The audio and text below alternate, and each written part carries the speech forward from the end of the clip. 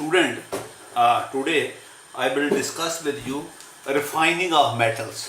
Metal suppose आपने निकाल ली है और उसको रिफाइन कैसे करते हैं, तो मैंने बताया था फिर आपको कि ये जर्नल प्रोसेस होते हैं। ये पर्टिकुलर प्रोसेस जो है पर्टिकुलर मेटल के लिए लगता है। तो एक प्रोसेस है, इसको बोलते हैं इलेक्ट्रोलिटिक प्रोसेस। इलेक्ट्रोलिटिक प्रोसेस, ठीक है। सपोज फॉर एग्जांपल है प्यूरिफिकेशन हमने करनी है। Purification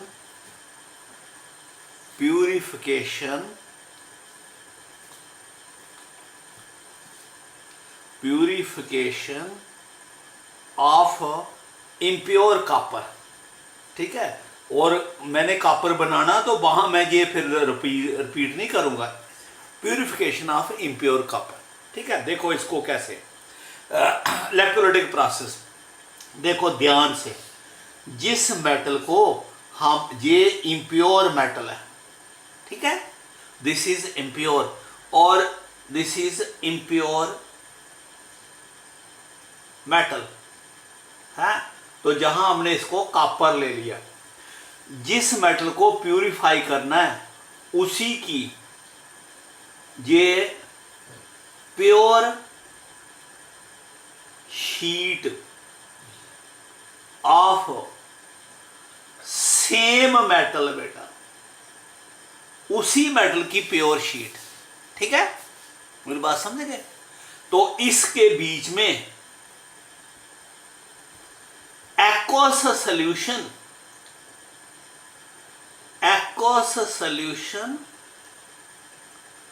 of same metal salt, same metal. तो जहां किसको प्यूरिफाई करें, कॉपर को। ये भी किसका है, कॉपर का।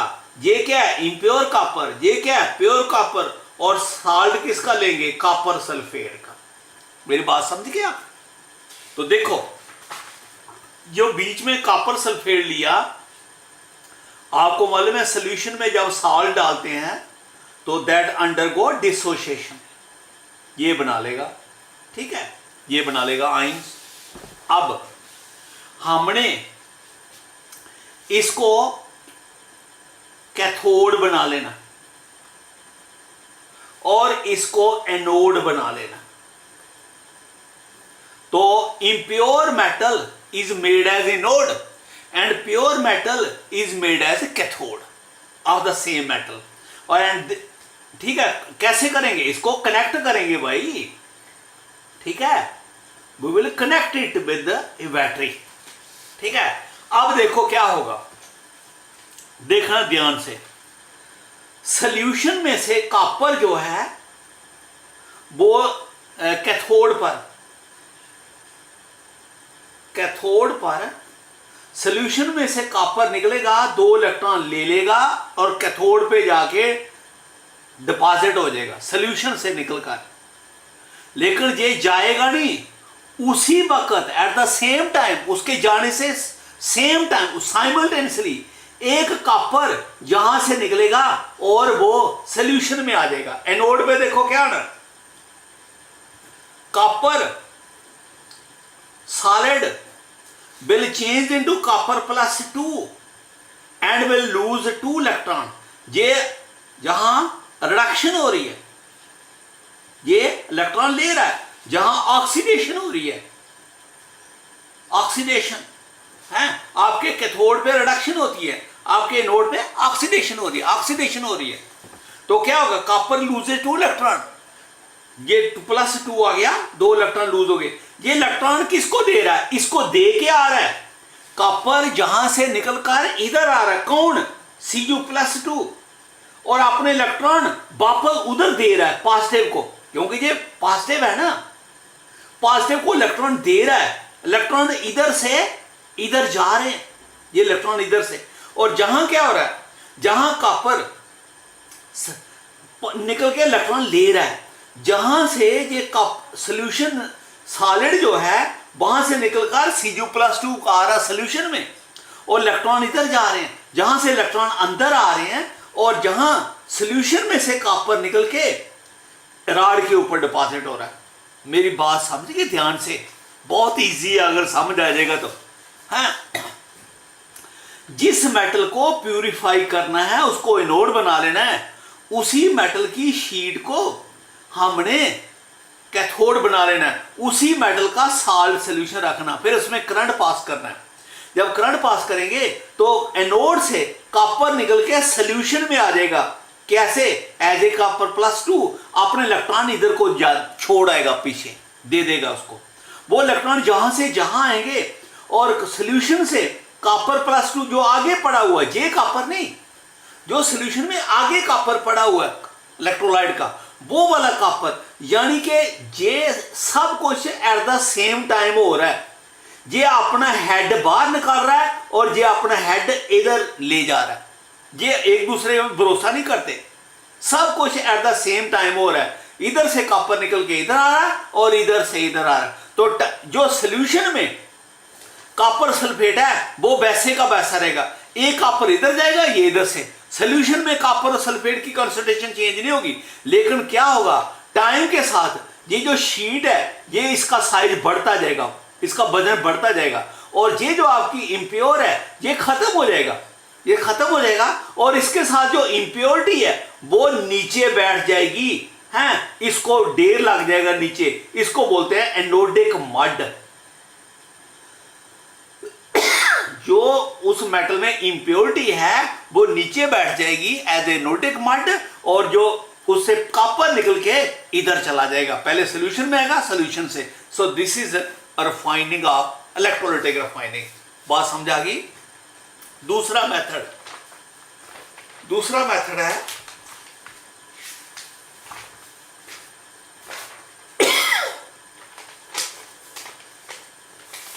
Liquation method.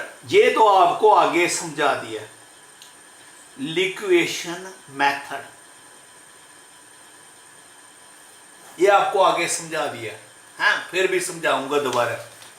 इस लिक्वेशन मेथड में बताया था क्या है, इन कंसंट्रेशन ऑफ 4, ये हमारा एक हार्थ होता है, ठीक है, उसकी शेप ऐसी है, और ये hearth hottest part of the furnace, बताया था आपको, जैसे हम रोटी बनाते हैं तो जो तवा होता है वो हार्थ होता है, जहां पर इम्प्योर मेटल, ठीक है, लेकिन उसके साथ यहां क्या है, मेटल प्लस क्या है, इम्प्योरिटी। कंडीशन ये है कि मेटल और इम्प्योरिटी का मेल्टिंग पॉइंट डिफरेंट होना चाहिए। जब इसको हीट करोगे, अगर मेटल का मेल्टिंग पॉइंट लो है तो मेटल मेल्ट करके फ्लो हो जाएगी, नीचे आ जाएगी, जहां प्योर मेटल आ जाएगी, और आपका इम्प्योरिटी इधर रह जाएगी। समझा गया आपको? ठीक है, this is called as a purification of metal by liquation method. दोबारा समझा रहा हूं, मेटल और इम्प्योरिटी को जहां रखेंगे, जब हीट करते हैं, अगर मेटल का मेल्टिंग पॉइंट लो है, इम्प्योरिटी का ज्यादा है, तो मेटल मेल्ट कर देगी और नीचे आ जाएगी, और इम्प्योरिटी पीछे रह जाएगी, तो यू गेट प्योर मेटल। अगर इम्प्योरिटी का मेल्टिंग पॉइंट कम है, मेटल का ज्यादा है, इम्प्योरिटी मेल्ट करके नीचे आ जाएगी, मेटल पीछे रह जाएगी। समझा गया? तो this is a liquation method. Next method है इलेक्ट्रोलाइटिक हो गया, पोलिंग हो गया। ये एक प्रोसेस है, आपके नोट्स में ये पहले दिया हुआ है, इसको बोलते हैं zone refining method. Zone refining method. This method, third हो गया, this method is used for extra pure metal, for preparing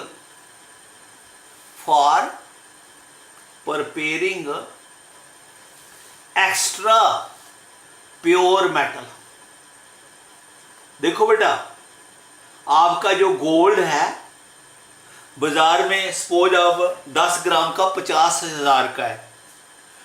अगर आपने 100% प्योर गोल्ड लेना हो तो 10 ग्राम की कीमत 2 लाख रुपया होगी, क्योंकि एक्स्ट्रा बनाने के लिए बहुत मेहनत लगती है, बहुत खर्चा पड़ता है। तो ये जो है ये एक्स्ट्रा प्योर मेटल बनाने के लिए हम ये मेथड लगाते हैं, और ये normally used for refining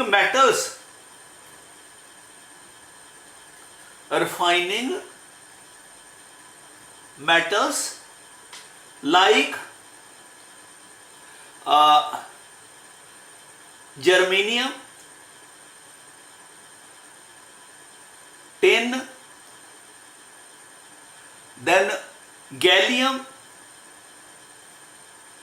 then boron. ये गैलियम उस फैमिली में आ गया ना, बोरान, एल्यूमिनियम, गैलियम। तो नाइट्रोजन फैमिली में आ गया, नाइट्रोजन, आर्सेनिक एटसेट्रा, इनके लिए यूज होता है, which are used for preparing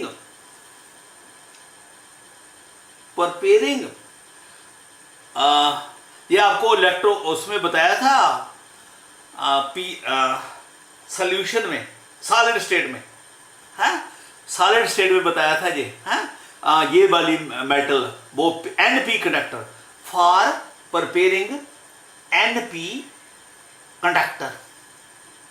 conductor जिनको हम सेमी कंडक्टर भी बोलते हैं, एनपी सेमी कंडक्टर, ठीक है।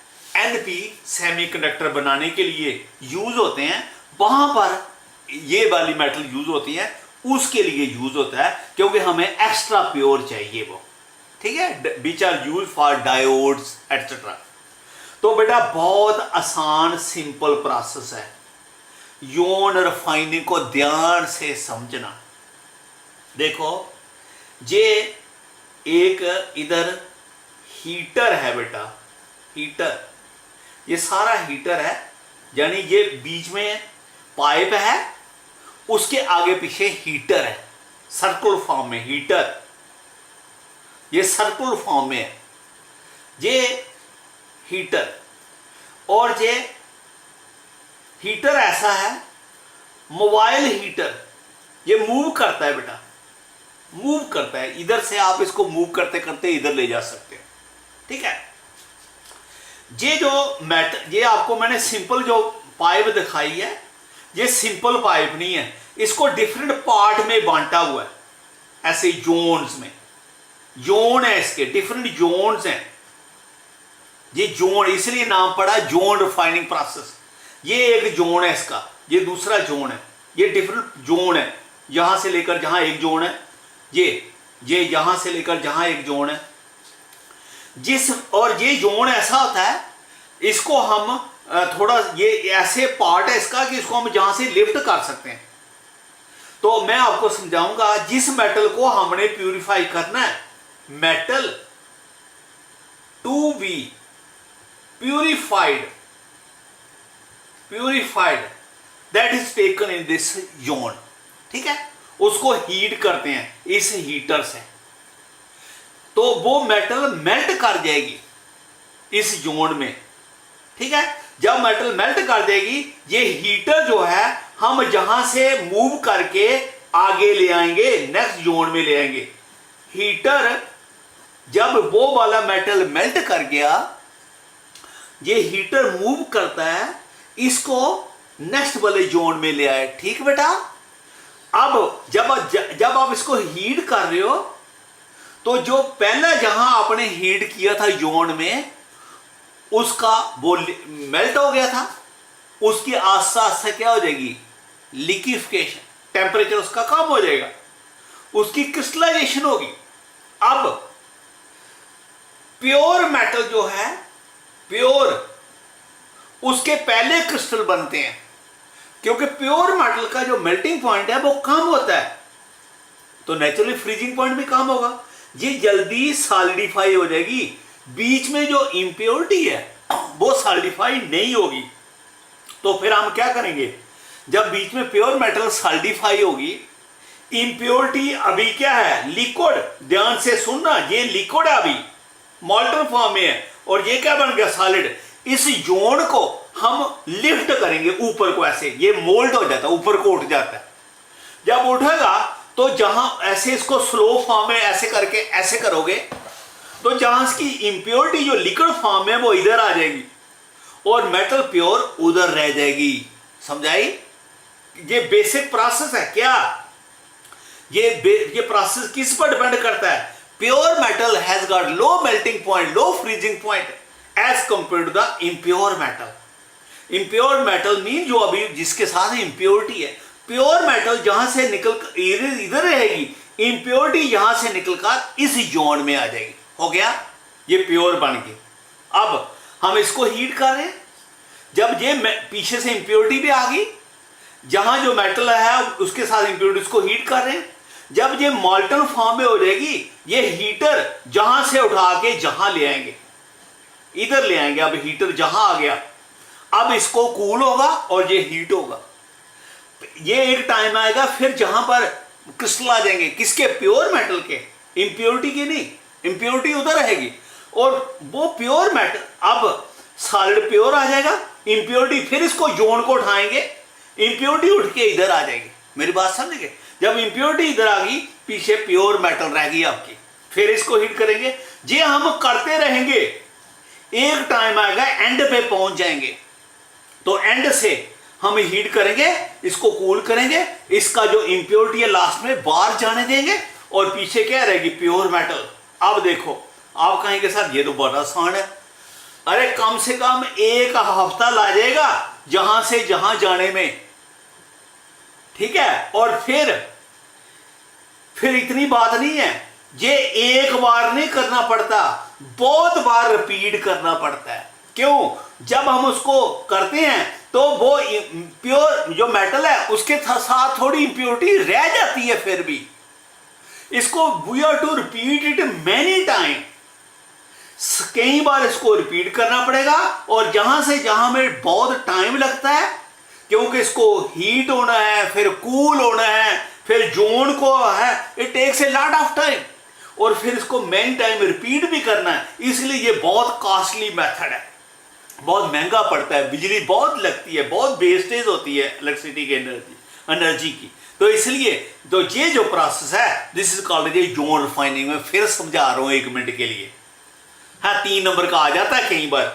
तो मेटल टू बी, ये एक हमारे पास प्रोसेस है which is divided into different zone, and there is a heater which is a mobile heater which can move to next zone. इसको हीट करते हैं, जब ये पार्ट मेल्ट कर जाता है, हीटर को नेक्स्ट जोन में ले जाते हैं और ये कूल होता है। और जब कूलिंग होती है, पहले इसमें सॉलिड जो बनता है, क्रिस्टल बनते हैं, वो मेटल के बनते हैं, इंप्योरिटी लिक्विड रहती है, जोन को लिफ्ट करते हैं, इंप्योरिटी जहां से जहां आ जाती है और मेटल प्योर रह जाती है। लेकिन अभी भी वो 100% प्योर मेटल नहीं है, अभी भी उसके साथ कुछ इंप्योरिटी, जब सॉलिड बनता है ना लिक्विड से, तो उसके साथ कोई इंप्योरिटी फिर भी आ जाती है। तो इसलिए ये हम कंटिन्यू करेंगे टिल जहां तक नहीं पहुंच गए, और ये process is repeated, this process is repeated many times. तो दिस इज कॉल्ड ये जोन रिफाइनिंग प्रोसेस। बताया आपको, ये तब यूज करते हैं जब एक्स्ट्रा प्योर मेटल बनानी हो। ओके बेटा, नेक्स्ट में करते हैं।